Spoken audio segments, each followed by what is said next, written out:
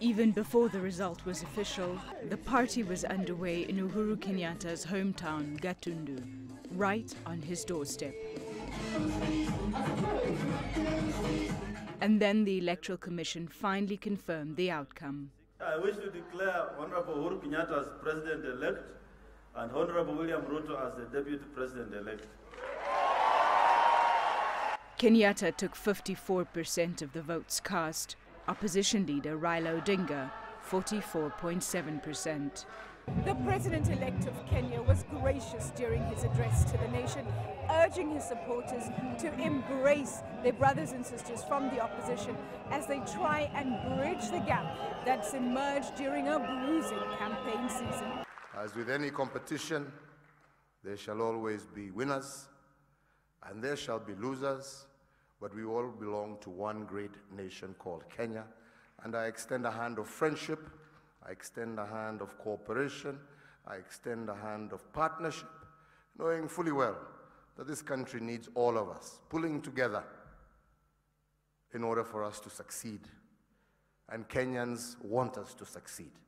There were more celebrations in downtown Nairobi.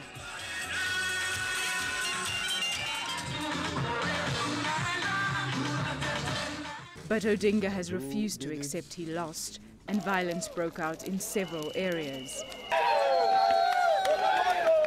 Here in Nairobi and to the west, including Kisumu and Homa Bay.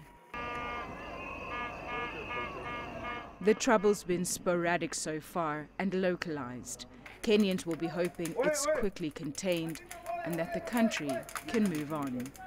Vauldi, Carelse, CGTN, Nairobi, Kenya.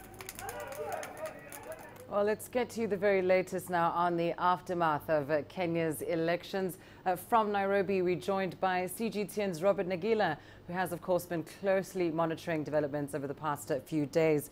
Robert, we did hear a message now coming from the acting Interior Cabinet Secretary calling for peace from both residents, citizens and political leaders. But just talk us through what the situation is like on the ground right now in various parts of Nairobi that we know have witnessed violent protests.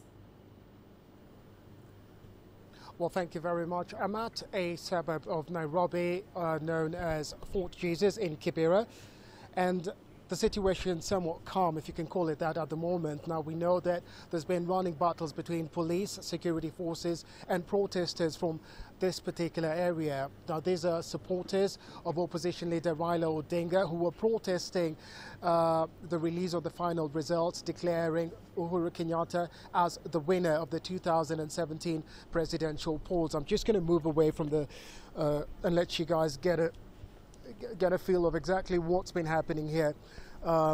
Down and just ahead of you are police officers. In front of them is where the protesters had barricaded themselves. Now, police obviously feel that they're in control of the situation. We've had tear gas bangs. We had tear gas bangs and what seemed like gunshots over the last couple of hours, but for the moment it's quiet. To my right, we still have quite a few police officers, some in riot gear, although some of them have left. Like I said, obviously they feel that the situation's somewhat calm at the moment. But overnight, there was a lot of action on the ground here. We had running battles between police and the protesters themselves. We understand there have been some casualties. Unfortunately, we're not able to give you the exact figures at this particular moment. So as soon as we do get those figures, we'll be able to, I'm just going to correct my mic, we'll be able to get them back, we'll be able to give them to you. All right. Well, indeed, another part of the country that saw some running battles and some protests overnight is the lakeside city of Kisumu. CGTN's Alexandra Majala joins us now from there live. Alexandra, just talk us through what took place overnight in Kisumu and what the situation is like at the moment. Thank you, Lindy. The situation right now is somewhat calm, but things change from minute to minute here. As of last night, there were running battles between the police and some protesters here in Kondele. Now, police have managed to contain the situation. They've placed themselves strategically on all exit points leading to the city center. That's containing the protesters in this particular area. Pockets of people keep springing up in Kondele, Nyalenda, Obunga, and Manyata, and police are quick to disperse the crowds. So right now it's cat and mouse, and things change from minute to minute, but it's been contained. Lindy? And returning to you, Robert, of course, as you say, you're in Kibera at the moment, and we understand, of course, that there's a heavy police presence there where you are. What do you think is likely going to happen over the next few hours or perhaps the next day? It seems we may have lost Robert Nagila there, unfortunately. We will try and get you more information as to what is happening on the ground there.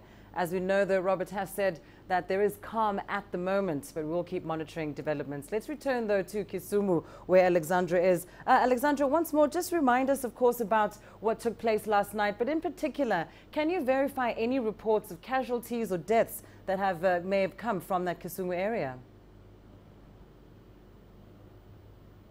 Well, earlier today, the regional coordinator, Wilson Jenga, did issue a statement saying one person has lost their life. So there's one dead and 5 people have been injured. They've been taken to hospital with 3 taken in for gunshot wounds. Now, he says that the police do not have a shoot-to-kill order. And I'll repeat that. The police do not have a shoot-to-kill order. They are using their firearms with accordance to the laws that guide them. They're saying that they have the situation contained, and that they're saying that the people who are involved in these protests are mostly criminals who are just out to loot, and they're not genuinely concerned about the state of the country. That's the statement from the authorities as of this moment, and we're still keeping an eye on the situation, and we'll keep you appraised as things develop. Lindy? Well, thanks very much, Alexandra Majala there in Kisumu, and we do urge you to stay safe where you are.